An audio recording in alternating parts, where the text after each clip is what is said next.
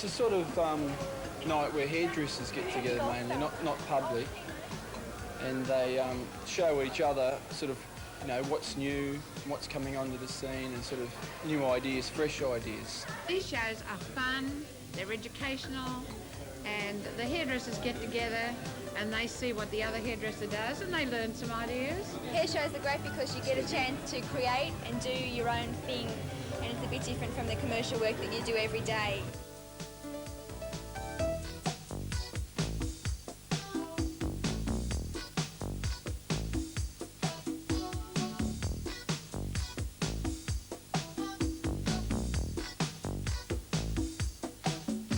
I suppose most people know what hairdressers are. I don't think a lot of people realise just how many different sorts of hairdressers there are. We don't all do exactly the same things. It all depends who we work for, who our clients are, and where we work.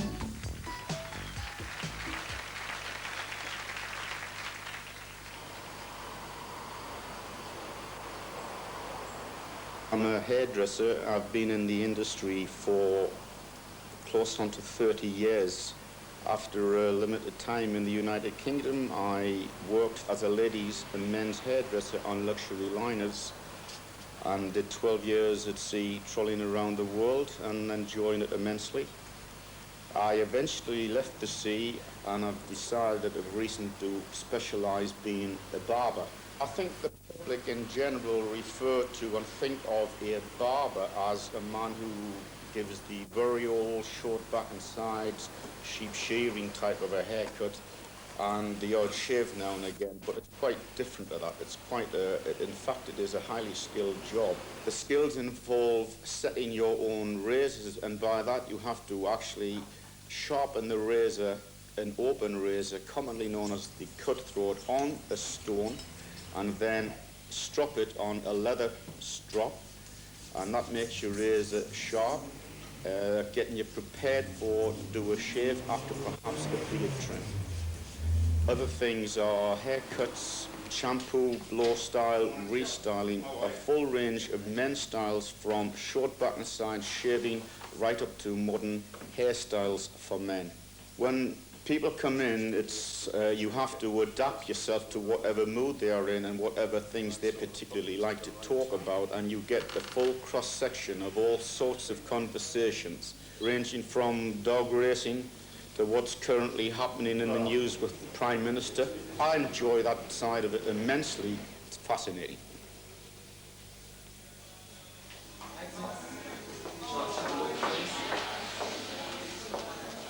Within our salon, we do all sorts of clients, men, children, women. We cater for everybody who wants to look good, really. This salon is slightly larger than most salons. The average sort of salon probably employs around about 2 or 3, 4 people. In our salon, we've got 12 or 13 on staff. The larger salons, they do specialise these days. When I say specialise, it means that a group of hairdressers within the organisation do certain jobs. In our organisation, we've got 6 or 7 people that they specialise in cutting. Then we've got a section whereby specialise in perming, colouring, and whatever, the chemical side of hairdressing.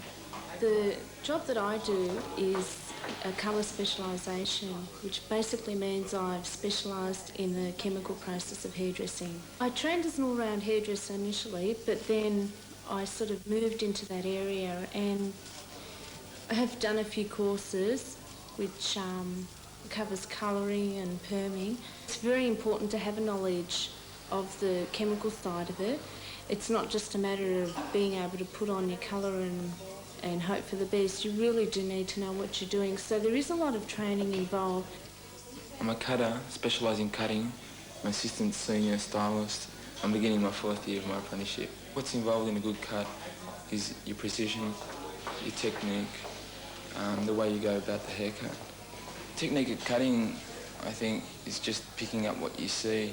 Like, they teach you how to take angles and lines, but the actual technique, I think, is a feeling, and it comes within yourself. Like, the more you do it, the more you experiment, the more creative you are, the more results you get. I think probably the most important thing that a hairdresser should possess is the ability to listen to clients. You can't just go ahead and do what you feel like doing on a client. I mean, the bottom line is that that head belongs to someone else, and someone else has to be happy. We're taught at school the very basics. Then we come to the salon and we watch our senior stylists, and you pick up by watching, and we do ask questions. From the outside, it looks like a glamour show, sort of like. It looks really good, an easy job. But once you begin, your first couple of years are pretty much hell. All you do is clean and sweep. But the main reason why I wanted to get into it is because of the fashion side. Like, you are creating things. I don't really find any physical strain. Fortunately, I'm one of the lucky people that don't suffer from dermatitis or eczema or whatnot, and I don't have any problems with the solutions affecting my hands, but that can be a problem. The only bad thing really is that you got to stand up all day. You've really got to love your job. I don't think you can do it. Like, it's not a mechanical thing that you can do like a robot. You really do have to have a love for it, because otherwise the flair just doesn't come through.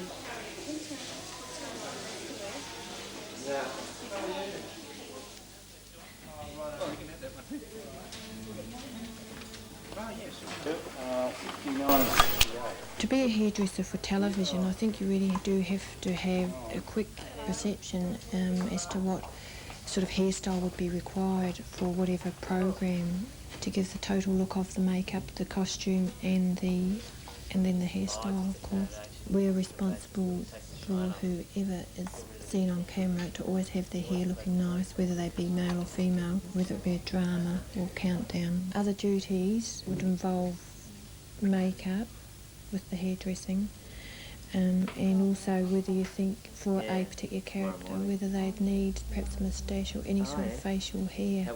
With this being a makeup room, makeup department, well, makeup is the foremost thing. Quite often lots of people come in, they've already got the hair done. It's just the makeup seeing that they're all right, their face is all right. An ordinary job would involve the person coming in for a base and seeing that their hair was all right, doing anything that they wanted doing with their hair, whether it was gelled or blow-dried, just dressed how they want it. You can be called on to do any sort of show for television, whether it be drama, comedy, news and weather. Before the filming of any program, or particularly a drama or a comedy show, you've got to read the scripts ahead, because it's up to you to do anything to do with the hair or the makeup, so you must be aware of what the story is about.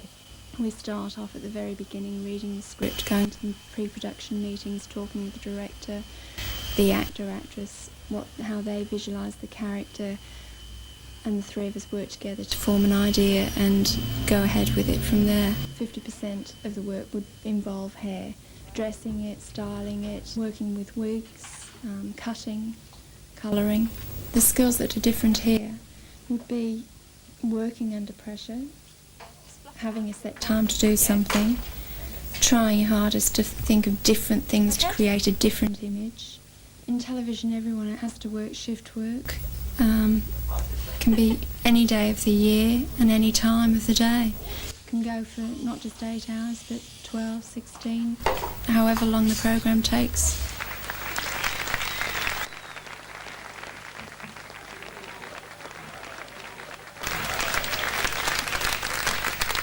I enjoyed the variety more than anything, and I've enjoyed learning the makeup side of it, because I do think it goes hand in hand, especially today, where there has to be a total look of hair, and then the makeup complements the hair and vice versa.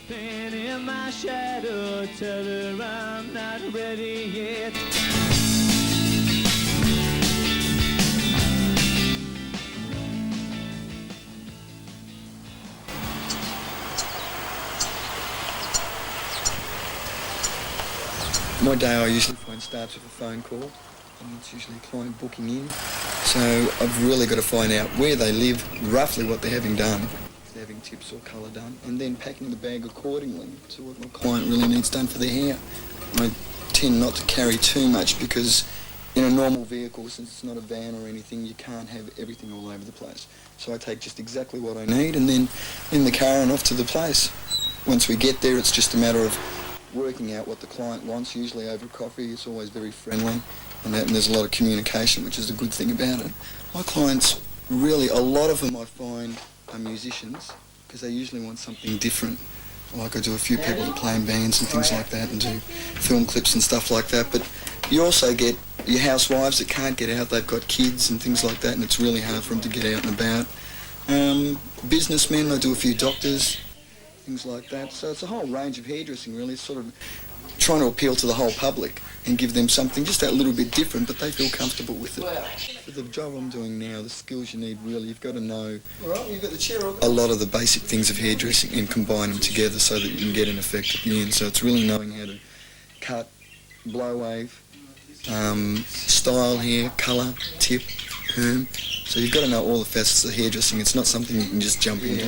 Financially, you find in a business like this, it's up to yourself. The harder you work at it, the more you can make. I think it's like anything, any business. It's the same as any job. You've got to get up, get organised and get to work by 9 o'clock. So I think it's a good way to work if you're interested in working for yourself and creating something for the clients as well, something individual. And I think nowadays there's a lot of things where you can ring up and have things delivered to your door. So I thought, well, hairdressing, it's time that we brought hairdressing to the people.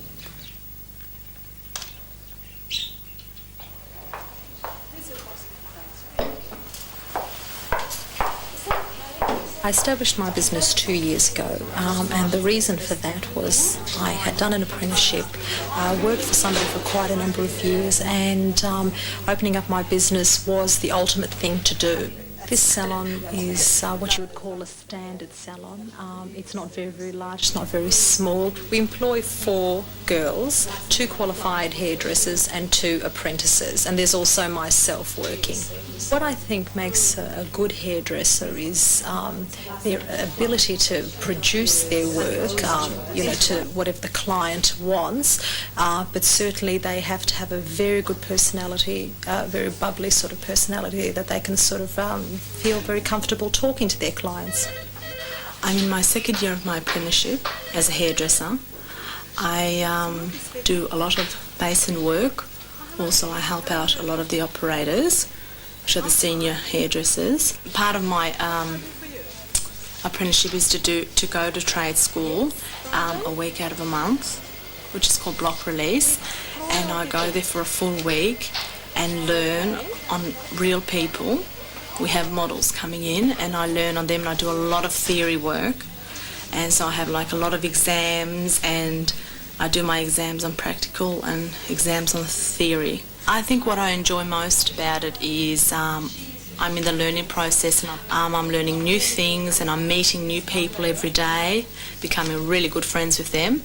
Also, I'm really interested in learning how to update my blow waving and my colours and perms and things like that. And also, I don't mind doing the sweeping and the cleaning. I guess that's all part of being hairdressing. You've got to start from the bottom. Coming right out of an apprenticeship is very difficult, and opening up your own business, because you don't have the know-how. 4 years you have basically just learned how to cut and how to do clients. You wouldn't have learned how to run a business. In order to set up your own salon, you do need other skills. You need skills in the sense of bookkeeping, how to deal with representatives from certain companies. You have to know how to interview, for instance, because you have to employ people and you have to be able to find out things about them. You generally have to be a very, very good money manager, because that all sort of comes in. So these skills you can acquire from working at other companies, like working for somebody else. Like if you were managing there, you would have had this training. But with hairdressing as a business, your hairdressing has to come first before your actual business skills.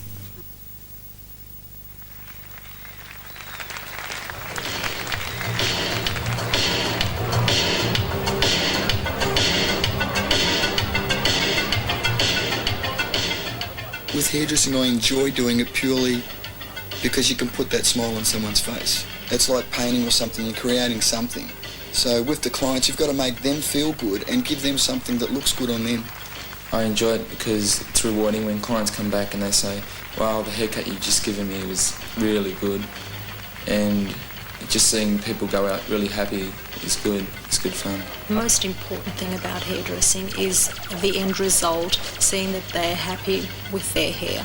I became a hairdresser because I wanted a clean job, really, and because I thought I was creative, and that's why I'm still in it after 30 years, I guess. It's great because it is the sort of job that you can take with you. You can do freelance work overseas or work in conjunction with a makeup artist. There's a lot of opportunities there. A lot of young people go into hairdressing, they really don't know what it's all about. They think it's very glamorous and they think it's all hair shows and that sort of thing. Sure, that is a part of it. There's a lot of hard work and you have to be a very dedicated person with a fantastic attitude.